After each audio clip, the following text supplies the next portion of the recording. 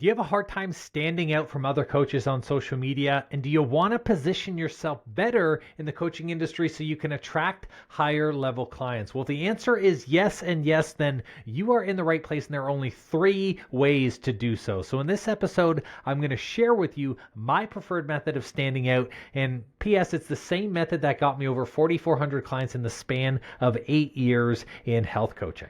Now, before we get into this, just a quick hello to whoever's new. I'm Coach Andrew, the online business coach, and I help health coaches and fitness professionals attract their highest level clients and scale their businesses with recurring revenue, the best kind of revenue. So thanks for tuning in. And I'd love to dive straight into this episode because when it comes to standing out, I feel like there are a lot of coaches trying to copy what other business owners and what other health professionals are doing. They're looking at their content daily. They're trying to say what's getting the most views, what's getting the most likes, what's getting the most comments, and they're just kind of off spinning other people's content. And sure, that works to kind of get a lot of visibility, but visibility doesn't necessarily mean that it's going to translate into clients. So if you want to stand out and you want to stand out the right way, it's important to not just get visibility, but you also have to build credibility. And this is largely where we will work on the method of the 3 ways to actually stand out, because there are really only 3 ways for you to have the high level clients that you want, be this level of coach that basically stands out in front of other people. And number 1 is you have to be first. So this is basically creating a completely new method or process of doing something.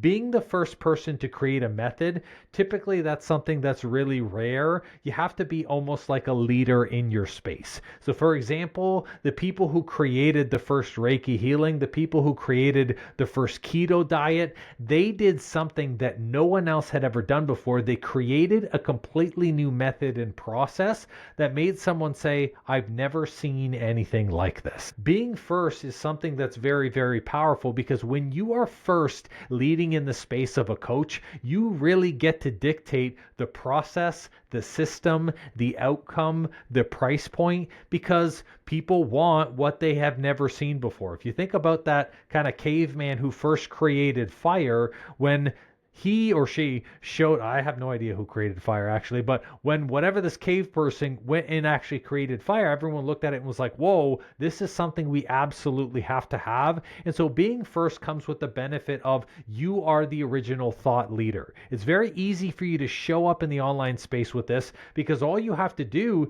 is just show the thing that's completely unique, that's completely separate from anyone else. This usually is showing a new diet, a new tool, a new process. And so people fall in love with the process, the tip, or the tool, and they start to ask for it, request it. How can they be a part of it? How can they get it? But in my experience, very rarely in the health coaching industry are you going to be first. Like, let's be real. Every diet has been created. Every method has been tried. There are 100,000 other coaches at least doing what you do. And so this is where it goes to number 2. You have the opportunity to also be different. This is effectively you going against the grain of the first people by doing something either opposite or something that's described as not normal from the first. So for example, if I was the first person to create intermittent fasting, and then I say, you know what, I don't actually believe that intermittent fasting works, I'm going to go and do something completely opposite. I believed in balanced eating. Then what that does is that positions me opposing the original idea. And so someone who may not buy into the original idea might say to themselves, oh, this person is different. This coach is doing something differently. So in order to be different in the coaching industry, it means that you have to go against the grain of the norm. You either have to coach in a different way as opposed to other people. You have to discredit or say, hey, some of the things that these other coaches aren't doing are right. Or you have to do something opposite, which might be like, hey, it's not that what the other coaches are doing isn't right, but I believe in doing something completely different. And so people will follow you and flock to you for this level of difference. It's beneficial if, again, you're one of the original people who go against the grain, because people like different. If they're not going to fall in love with being, kind of that white sheep or fall into the bracket of working with the first person, they're going to say to themselves, hey, you know what? This coach is doing something completely opposite. And so I resonate with that. Being different is kind of beneficial too, where maybe someone has tried a program in the past, they've done a few things, and so what is originally working for other people may not traditionally work for them. So being different is beneficial. The challenge I see with this as well, and why I steer my coaches away from this, is there are a lot of black sheeps in coaching now. If you think about people in your profession, or you've even watched a lot of content creators and coaches now online, guess what? Their being different is actually the same as a lot of other coaches. In reality, most people have access to the same tools, they have access to the same knowledge. Even though they're trying to be different, there's a limited amount of ways that you can coach somebody. And so what happens is even though you're trying to be different, you end up mimicking a few other people, or you're not different enough. And so, we'll call it kind of the 50 shades of gray of coaching. Like, being an off shade of gray doesn't make you something that's so different that someone's going to go, I'm going to choose you. And this is where we go into number 3, you be unique. This is the only way that I believe moving from 2025 to build a coaching business long term. You have to be unique. You have to get people to fall in love with who you are and build a tribe around that feeling.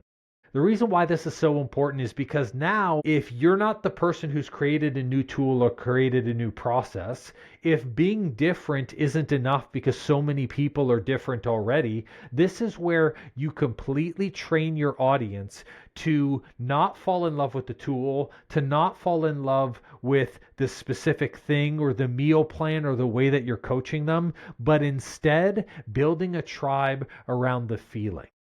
So that way, when these people are invested, they're not actually invested in how you coach. Truthfully, these people, when they start to fall in love with you, they don't really care how you coach. They're invested in you as the person. And this is where, when I'm bringing in clients into Coach to Coach, not only do I promote and do my offers this way, I also tell people the only way for you to be able to stand out now is you have to be unique. This really comes down to showing your values, showing more of your personal life, show how you've grown as a coach and what your transformation story was, and then painting the picture of the transformation for them. Being unique doesn't mean talking about the tools. Remember, being first and being different is talking about the tool or a different tool. Being unique is talking about the transformation and the process that they will have and the fun that they will have being your client. What they're going to be able to experience, what they're going to be able to navigate through, how they're going to feel, what they're going to look like, and painting themselves in that picture so that way they can say, you know what, I really like the way that this coach is talking to me. Uniqueness is getting messages in the DMs saying, you're talking right to me. Uniqueness is when someone reaches out to you, they're like, wow, I can't believe it's you. I'm so excited. I followed you for a while. Like, no one else resonated with me. And I just felt that, like, I felt this pull to join you in your program. Uniqueness is what is now going to sell moving into 2025, because people have tried everything. And truthfully, they're tired of inauthenticity. No one wants to be sold. No one wants to be pitched or promoted to.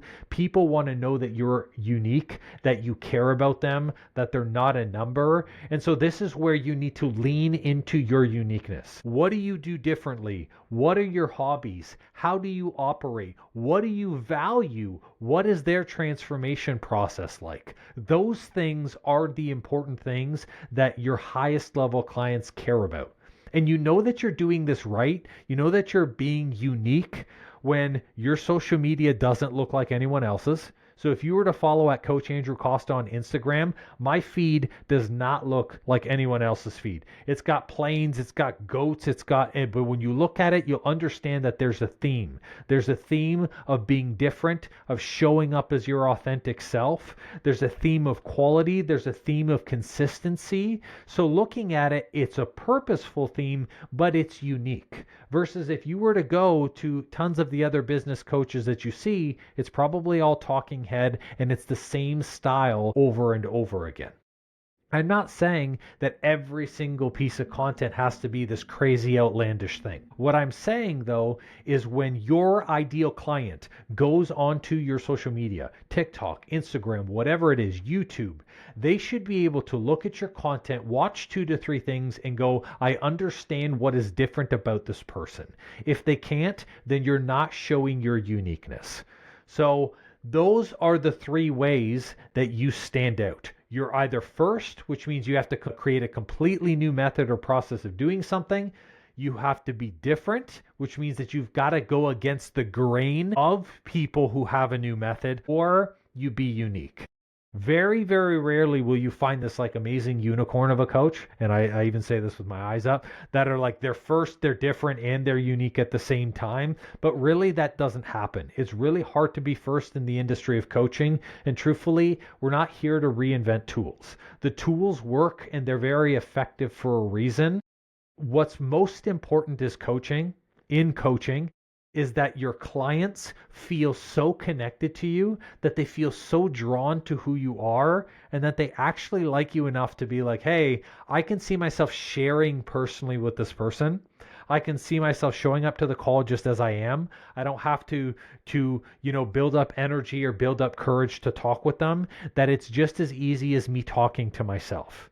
Your highest level clients are more like you than you realize. So it's really about being unique. If you focus on your uniqueness, you're not only are you going to build an effective tribe, you're going to start attracting really high level, high quality clients that end up looking, talking, and being the same inside your containers. That's very important. It's important to build a system around. It's important for the results that you give, because then you can start giving consistent results. And it's going to be important for you as a coach, because that just means that you get to talk to the funnest and best clients ever. Unique clients, they're the ones you laugh with on calls. They're the ones who are willing to invest in you, and they don't really care what the price point is. They're the ones who get fired up when you tell them to do something and they take action right away. So don't be first, because you won't be. There's just no way these days. Don't be different. Being different's not enough. Be unique. That's all for this episode, guys. Thanks for watching the Coach to Coach podcast series. And if you are not already doing this, make sure that you subscribe to Coach Systems, because we do 2 podcast episodes every single week of content just like this. And let me know what your level of uniqueness looks like down in the comments. How are you unique in your business? How do you show up authentically every day? Would love to hear from you. Would love to continue to engage with you guys, and make sure you subscribe on the top right hand side for new episodes. That's all, and we'll catch you later.